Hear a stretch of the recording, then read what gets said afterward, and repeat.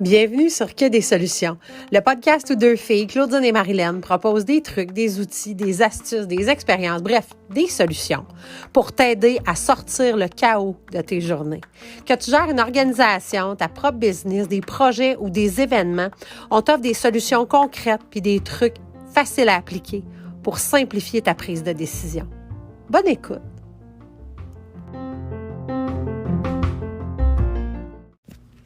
Hey, salut!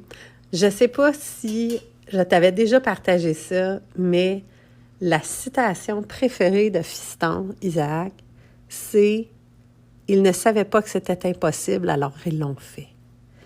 Quand il l'a entendu pour la première fois, il est venu les yeux immenses, puis il a fait comme « Wow! » Puis il nous l'a ressorti dans plein de situations, puis dès qu'il va voir quelque chose, quelqu'un qui va briser un record mondial, quelqu'un qui va faire une traversée, qui va faire quelque chose au niveau sportif, au niveau innovation, qui est comme hors du commun puis qui repousse les limites, il va nous regarder comme en faisant « Ah! » Ils savaient pas que c'était impossible, fait qu'ils l'ont fait.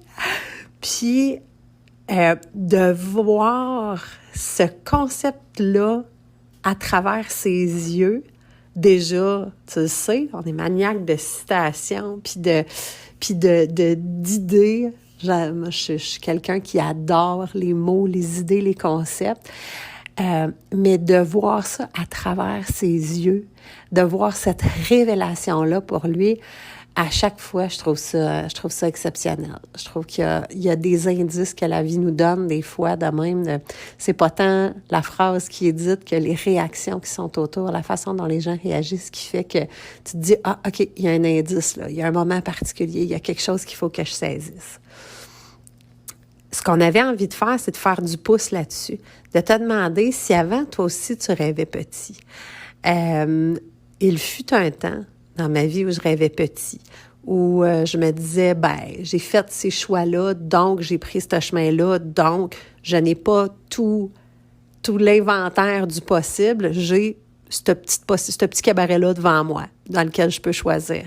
Mais vu que j'ai pris des décisions, vu que je me suis rendue jusque-là où je suis, c'est ça qui est disponible. Puis il faut que je me satisfasse du peu que j'ai devant moi. Je ne sais pas si c'est quelque chose qui te parle à toi aussi. Habituellement, ça parle pas mal quand on en parle autour de nous. Fait que on avait envie de te faire explorer des questions que tu peux te poser. Fait que ton beau petit livre de notes que tu traînes ou bien ton appli dans ton téléphone, on a envie que tu te permettes de rêver les réponses à ces questions-là. La première, si l'argent n'était pas une question, comment tu voudrais occuper tes journées? En fait, on va le mettre au jeu, OK? Si l'argent n'était pas une question, comment je voudrais occuper mes journées et faire une différence dans le monde par mon implication? Fait que il faut pas que tu te questionnes sur ça se fait-tu ou ça se fait pas, puis combien ça coûte.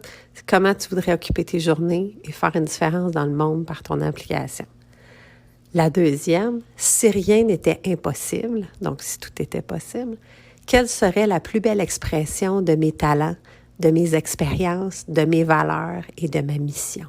Puis ça, dans le fond, là, on s'entend, là, on réfère direct à Ikigai. Là. Je ne sais pas si tu as déjà entendu parler de ça, la philosophie japonaise qui est vivre une vie qui a du sens et qui a un but. En fait, ça émane d'une communauté japonaise dont la longévité était hyper longue. Là. Les gens qui vivaient le plus longtemps, puis ils sont allés se questionner sur qu'est-ce qui fait que ce monde-là vive aussi longtemps pour se rendre compte qu'il y a une philosophie qui fait que les gens intègrent 4 grands principes. Ils s'assurent d'aller trouver le point de rencontre entre ce qu'ils aiment, ce dont le monde a besoin, ce pourquoi ils sont payés et ce pourquoi ils sont doués. Et le but, c'est d'aller chercher le centre de tout ça. Donc, il y a des endroits où ce que j'aime, puis ce pourquoi je suis douée, se concentre. Il y a des endroits où ce que j'aime, puis ce dont le monde a besoin, ça se touche. Il y a des endroits où les 3 se touchent. Ikigai se retrouve à la jonction de ces 4 cercles-là, en plein milieu. Et c'est un peu ça, dans le fond. Si rien n'était impossible, donc quelle serait la plus belle expression de mes talents, de mes expériences, de mes valeurs, de ma mission? Fait que là, c'est ce pourquoi tu es payé, ce qui te fait triper, puis tu recoupes. Fait que permets-toi là, d'explorer, d'écrire, de te promener, d'encercler des choses, puis de traîner ces pages-là avec toi pendant quelques jours, de te poser ces questions-là. Puis une des raisons pourquoi on avait envie de te parler de ça, il y a eu plusieurs choses, plusieurs indices de ça cet été qui se sont passés, dont la blonde de fiston de mon chum, donc du demi-frère de mon fils. J'ai eu la chance de participer à un cours de Zumba qu'elle a dirigé, en fait, une session de Zumba, et de la voir sur scène, en fait, de la voir accueillir les gens, de la voir prendre chacun notre montant d'inscription, puis de la voir rayonner sur scène, puis après ça, de se parler, puis de dire, elle a de la misère à saisir l'ampleur de ça, le fait elle a toujours payé pour pouvoir faire des choses comme ça, danser, faire du Zumba, s'entraîner, puis là, tout d'un coup, elle est elle-même payée pour faire ça. Puis elle dit, il y a comme une place où ça compute pas, tu sais.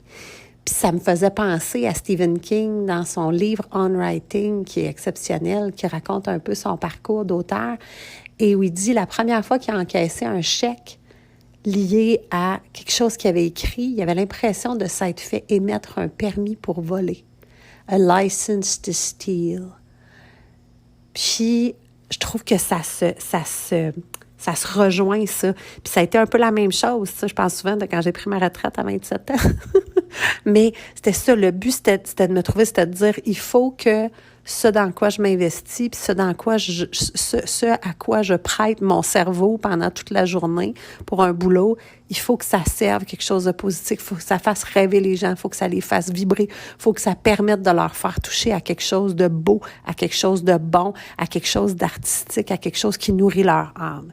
Et finalement, c'est le festival qui m'a trouvé le lendemain de ma dernière journée de travail. Là, je veux dire, il y a pas des coïncidences plus hautes que ça. Là. Puis finalement, mon ami qui va devenir mon chum des années plus tard et qui est toujours mon chum, là, je le croise la veille de mon entrevue pour le festival. Puis il me dit, ah, ben voyons, je connais le gars, puis je connais même un autre. Attends un peu, je te le présente. Puis écoute, ça a été, regarde, c'était drôle tellement que c'était tracé. Mais donc, du moment que je me suis permis de rêver, justement, si tout était possible, qu'est-ce que je pourrais faire? Bien, ça, tout d'un coup, ça a ouvert un grand schème de possibilités. Puis, de faire ces rêves-là, puis d'écrire ces choses-là, ça ne veut pas dire de finir par changer de carrière, là. Absolument pas. Si tu n'es pas bien dans ta situation, grand bien t'en face. Je veux dire, il faut que tu trouves quelque chose où tu es super bien. Mais sinon, c'est le genre d'écriture puis de réflexion qui va te permettre de trouver peut-être une activité à ajouter en à côté.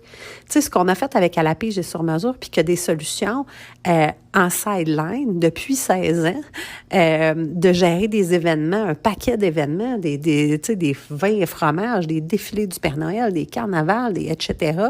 C'était en à côté de des boulots qu'on avait. Puis là, l'accompagnement qu'on fait, le mentorat pour des gestionnaires d'événements, puis l'accompagnement pour des mises en réseau, puis je veux dire, c'est une activité qui est en à côté d'une profession, d'une job qu'on fait. Mais ça, c'est né de ces questions-là. Comment je pourrais mettre à profit ce que j'ai comme passion, comme expérience, ça pourrait te permettre aussi de transformer un hobby que tu fais déjà, juste de le transformer un peu pour dire, t'as peu, comment je serais capable d'aller chercher le ikigai, ce pourquoi je suis payée, comment je serais capable de transformer ce hobby-là en une petite entreprise, en quelque chose qui ferait que, tiens, tant qu'à faire des colliers, je pourrais aller les vendre dans des salons, mais je suis pas obligée d'aller dans des salons entre les fins de semaine. Mais si j'en fais juste 2, tu sais, un festival d'été puis un marché de Noël. Ça peut aussi, tu sais, si t'aimes ton boulot, puis t'es super bien payé, puis t'as pas besoin d'un sideline ou t'as pas envie d'un sideline, bien, ça peut juste te permettre de t'impliquer dans une cause, dans un organisme, tu sais, ou même d'impliquer tes collègues, ton entreprise. Mais donc, ce pourquoi t'es payé, si ce bout-là, t'es capable de le connecter d'une quelconque façon, t'es capable d'intégrer l'implication dans une cause, dans une organisation, faire une différence, d'intégrer ça dans ta vie, parce que tout le reste, c'est déjà coché, c'est déjà check, it's taken care of.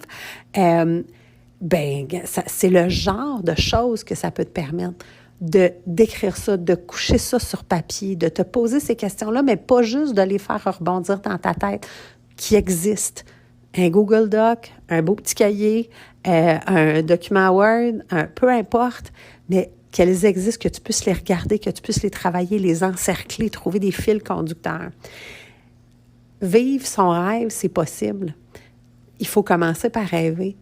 Il faut commencer par se permettre de regarder ça. Puis même si c'est stressant, même si peut-être que le rêve que tu vas te rendre compte que tu as vient peut-être un peu en conflit avec des choses qui se passent présentement dans ta vie, le but, c'est au moins d'être capable de le regarder, d'être capable de le voir, puis de pouvoir créer à partir de ça.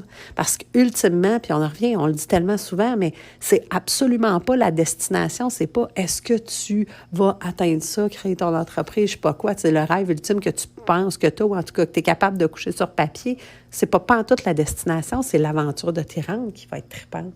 Qu'est-ce que t'en penses? Hey, fait que bonne semaine!